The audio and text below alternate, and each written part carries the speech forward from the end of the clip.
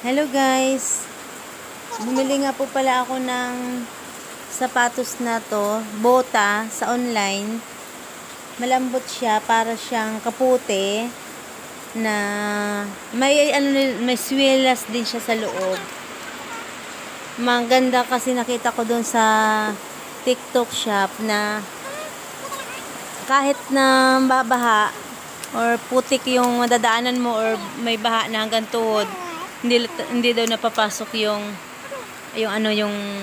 paa.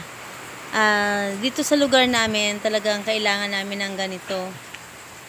Hindi kasi maganda ang lugar namin dito. Kapag kunting ulan lang, tumataas ang baha, kaya kailangan talaga namin ito, lalo't nagtatrabaho kami.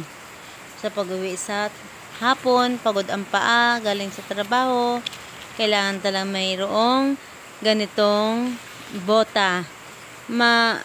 Maganda siya kasi pwede mo siyang bitbitin, pwede mo siyang tupiin kasi para siyang kapote, malambot, hindi katulad ng ordinary o nakasanayan natin na buta na maano siya, malaki kung bibitbitin natin. Ay, ito hindi. Ayan, meron siyang size. Bali, ang dalawang binili ko. Isang small para sa akin at isang large doon sa asawa ko. Yan, meron din naman kung para sa left na paa natin or sa right na paa natin. Kaya, kailangan ay meron tayong ganito. Ayan guys, itesting na natin ang ating sapatos sa ulanan.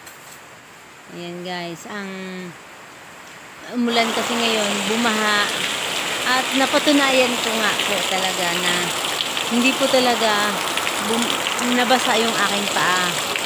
Mabasa man ng konti yung ating palda, ating likod ng hindi inaasahan, pero itong paa talaga ay kailangan talaga nating ingatan kasi nga galing tayo sa trabaho. Ayan, hindi talaga siya nabasa guys. Thank you talaga. At nakita ko po ito sa TikTok shop. Mura lang pati siya.